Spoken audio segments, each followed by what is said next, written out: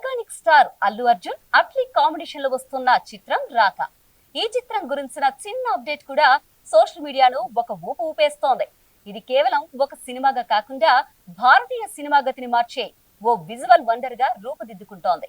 ఈ mega project కు సంబంధించిన క్రేజీ అప్డేట్స్ తెలియాలి అంటే వాచ్ దిస్ స్టోరీ.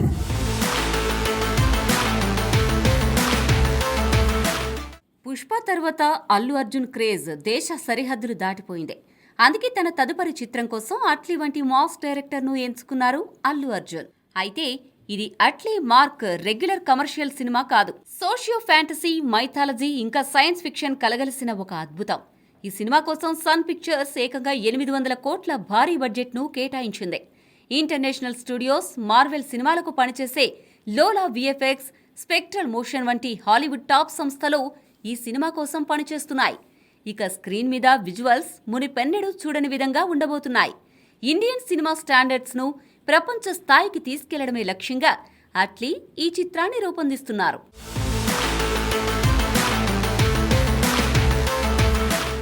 రాకా సినిమాలో నటించే తారాగణం చూస్తుంటే మైండ్ బ్లాక్ అవ్వడం ఖాయం. గ్లోబల్ బ్యూటీ దీపికా పదుకునేతో పాటు మృణాల్ ఠాకూర్, జాన్వీ కపూర్ వంటి క్రేజీ భామలు ఈ చిత్రంలో నటిస్తున్నారు. పుష్పలో బన్నీతో డ్యూయెట్లు పాడిన రష్మిక మందన్న ఈ సినిమాలో నెగటివ్ షేడ్స్ ఉన్న పాత్రలో కనిపించబోతోందనే వార్త ప్రస్తుతం ఫిల్మ్ నగర్లో ఓ హాట్ టాపిక్గా మారిపోయింది. రాకా షూటింగ్ శరవేగంగా జరుగుతున్నా రిలీజ్ విషయంలో మాత్రం ఇంకా క్లారిటీ రావాల్సి ఉంది. ఏడాది చివరికల్లా షూటింగ్ పూర్తి చేయాలని అట్లీ భావిస్తున్నారు. భారీ విఎఫ్ఎక్స్లు పనులు ఉండడం వల్ల పోస్ట్ ప్రొడక్షన్ కోసం చాలా సమయం పడుతుంది.